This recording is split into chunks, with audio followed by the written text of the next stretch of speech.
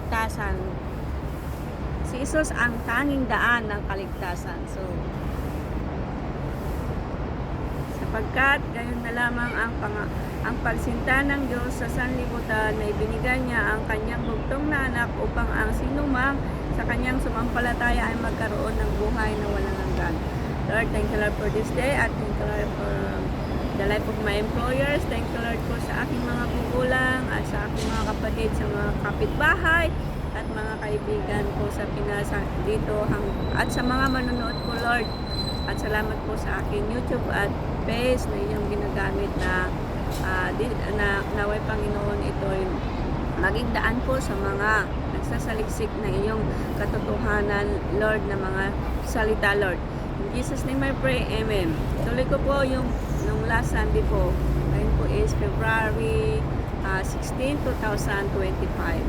So, alam niyo po guys, nais ng Diyos na maligtas tayong lahat. Alam niyo po ba na ang ating destinasyon sa spiritual journey is nakasalalay din po sa ating mga desisyon. Dahil si Lord po, binigyan po tayo ng free will. Napakaliwanag ang sabi po na John 3:16 na who believes in Him have eternal life. So, hindi lahat po na alam ng verse na to ay maliligtas. Dahil ang totoong maliligtas po ay nakikita po yun sa pamumuhay sa araw-araw. Basahin ko po ang simpleng paraan ng kaligtasan. Ang lahat ay makasalanan gaya ng nasusulat, walang matuwid, walang kahit isa. Ito'y mababasa sa Roma chapter 3 verse 10, sapagkat ang lahat ay nagkasala nga at hindi nangaabot sa kaluwalhatihan ng Diyos. Ito'y mababasa sa Romans chapter 3 verse 23.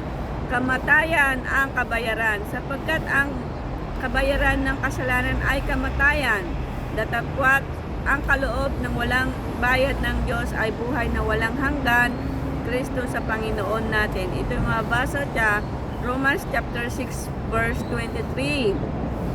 Ngunit ang duwag at ang mga hindi mananampalataya at sa mga kasuklam-suklam at sa mga mamatay tao at sa mga mapakiapid at mga manggagaway at sa mga mapagsamba sa Diyos-Diyosan at sa lahat ng sinungaling. Ang kanilang bahagi ay dagat-dagatang naniningas sa apoy at asupre at siyang ikalawang kamatayan. So, alam niyo po, mag-ingat po tayo sa ating sinasabi o pag-iisip dahil nagkakaroon po yun talaga ng kasalanan. Binayaran na ang ating mga kasalanan. Datapwat ipinagtagubilin ng Diyos ang kanyang pag-ibig sa atin nang tayo'y mga makasalanan pa. Si Kristo ay namatay dahil sa atin. Yan. Dugo ni Jesus ang naglinis ng ating kasalanan. Lubha pa ang ngayon at inaaring ganap sa pamamagitan ng kanyang dugo ay mangangaligtas tayo sa galit ng Diyos sa pamamagitan niya. Yan. Galit at puot sa atin. Tayo nagkasala sa ating pamamagitan. Ito mabasa po sa Romans chapter 5 verse 9. Tanggapin si Jesus sa puso sapagkat kung ipahayag mo ng iyong ibig si Jesus sa Panginoon at sumampalataya ka sa iyong puso na ang binuhay siyang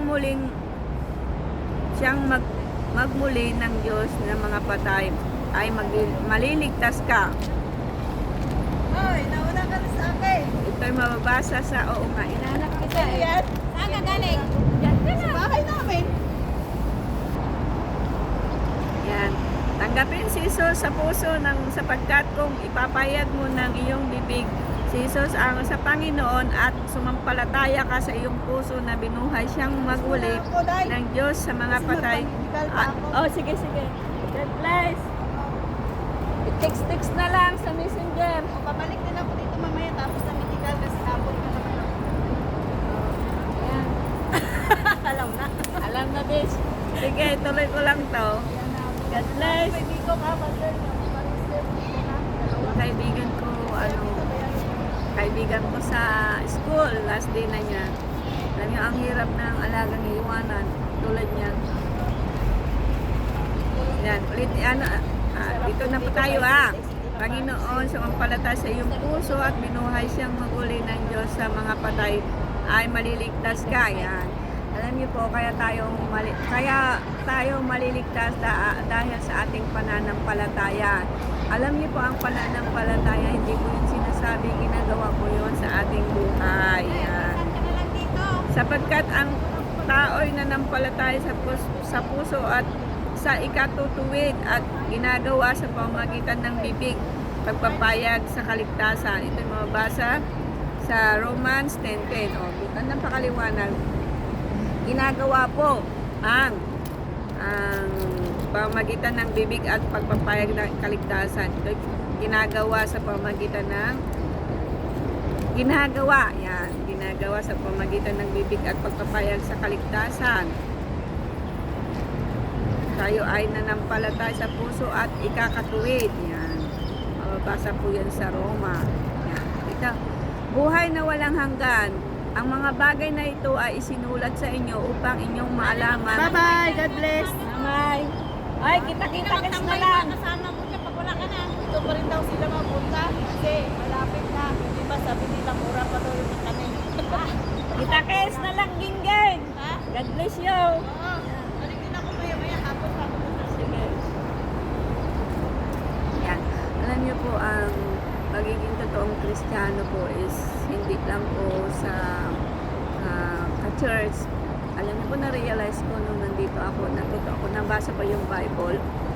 Ang sabi doon sa John, yung, di ba, nung si Jesus Christ is pumunta sila sa isang lugar na, ang sabi nila, na wala silang baon, yung sinabi ng mga disciple. Alam mo, sabi na Jesus Christ, ito yung tinandaan ko sa nabasa ko. Ang aking pagkain ay ang salita ng Panginoon. Kung tinutupad ko yun sa nagsuko sa akin, hello, kung ang pagkain ko ay ang salita ng Panginoon, ito ang salita ng Panginoon po ay ipahayag sa sanlibutan.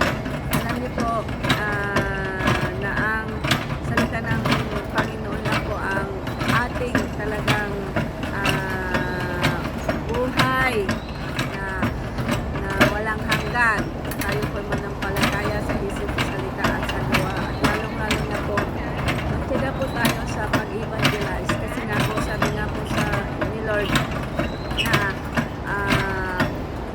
ang pangako niya sa Ama, si Jesus Christ sa Ama, ay huwag hayaang mapahamak ni isa. Ayaw po yun ng Panginoon na mapahamak po tayo. Kaya I'm thankful to the Lord na isa ako sa kanyang binigyan ng yung heart na obedience. Sabihin na natin yung matyaga. Dati wala po akong tiyaga, but kung talaga pong ikaw po ang tinawag ng Panginoon, alam mo po, mababago at mababago po ang lahat. So nagpapasalamat po ako sa Panginoon dahil ako ay isa sa binigyan niya po ng na magpahayag, dahil po alam niyo po, ang tunay na maliligtas po ay nananampalataya po sa salita, sa gawa, sa isip, sa salita at sa gawa. Yun po, wala na po yung way. Kasi po, pag hindi po natin talaga alam ang salita ng Panginoon, ang sasabihin mo, ay, ano na amin, bahala na si Batman. Alam niyo po, ang bahala si Batman, pagdating po sa kadagat-dagatang apoy, wala na pong pag-asa pag tayo po ay namatay na hindi nag-repent. Alam niyo po, ang pag-repent at yung pag-confess at repentance ay magkaiba po yun. Ang confess, yung sinasabi mo yung kasalanan mo, yung lahat ng kasalanan mo.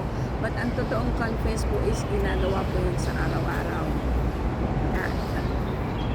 Sapagkat gayon na lamang ang pagsinta ng Diyos sa sanlibutan na ibinigay niya ang kanyang bugtong na anak upang ang sinumang sa kanya ay sumampalataya ay huwag mapahamak, kundi magkaroon ng buhay na walang hanggan. Ayan, kita niyo po. Ayaw po ng Panginoon po na tayo po ay mapahamak, guys. So, read your Bible. Alam niyo po, napakasarap po magsaliksik ng salita ng Panginoon, guys. Ito po yung aking isa sa pinaka magandang nangyari sa buhay ko, pinakamasayang nangyari sa buhay ko, at kung ikukumpara po natin ito sa ginto, ito po yung ginto na hindi na nababago.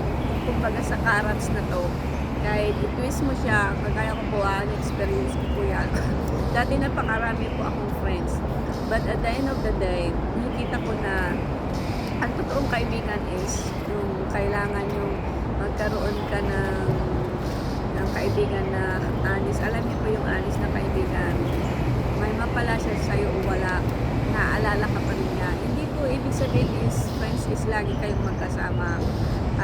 Kaya nga po ako, pag ako po rin nagkakaroon ng na-invite or na-evangelize, pinag-pray ko po sila na saan yung heart nila, as long as for God's glory. Alam niyo po, masaya na po ako. Kasi matatandaan niyo po kung nagbabasa po kayo ng Bible, may isang pinagaling si Jesus Christ na sabi niya, Ginoo, ako po sasama sa inyo. Ang sabi ng Panginoon, wag. Umayo ka at bumalik ka kung saan ka nang galing. Ipahayag mo kung ano yung natutunan. Ganon din po tayo sa pananampalataya, guys. Kapag may nagkaroon po kayo ng kaibigan na talagang masika mag-aral sa salita ng Panginoon, alam niyo po, ikaw na po ang isa sa pinakamayaman sa spiritual. Dahil alam niyo po, ang ating kayamanan po is ang salita ng Panginoon. Titingnan niyo po, i-compare niyo po sa wala sa Panginoon at sa Panginoon. Ang gulo ng pag-iisip. Lagi na lang ang agang-agang, walang pera, walang ganito. Laging may fair, pero pagka may Panginoon ka po sa iyong buhay, kulang man ang sahod mo, mahirap man ang buhay. Speaking of hirap ng buhay, alam niyo po, kaya po tayo na mahirap ang buhay dahil minsan sa katamaran, isa na po yun, kulang sa disiplina, kulang sa pagsisikap, palaasa. Kaya alam niyo po, supposed to be na ang buhay po natin is ilaan po natin for God's glory. Kagaya ko po, kami po yung isa sa pinakamahirap sa aming baryo, but to God's be the glory.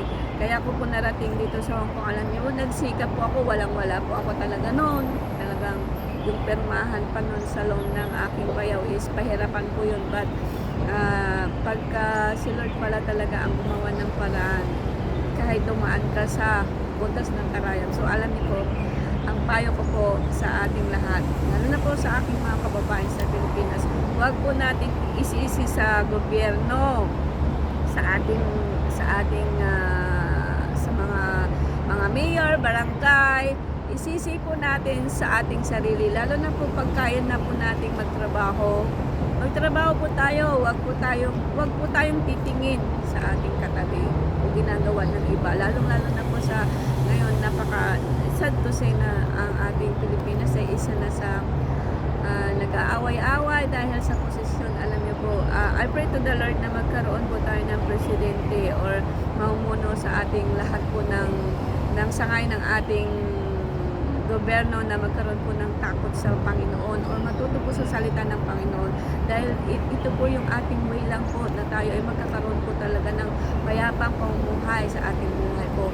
Alam niyo po, pag wala po talaga ang salita ng Panginoon, alam niyo po, malabo pa po sa putik ang ating buhay. Pero pagka alam po natin ang salita ng Panginoon, alam mo kapatid, lalo na po yung mga ka-OFW po, pag wala ka pong pera, ipaliwanag niyo po sa pamilya niyo po, huwag po kayo basta maglo-loan dito, huwag po kayong mangungutang.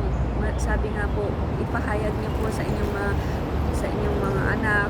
Oo, andun na yung gusto niyo magkaroon ng buhay na masaya, masagana ang ating pamilya. But ang totoong masagana na buhay po ay magkaroon po tayo ng salita ng Panginoon sa ating araw-araw.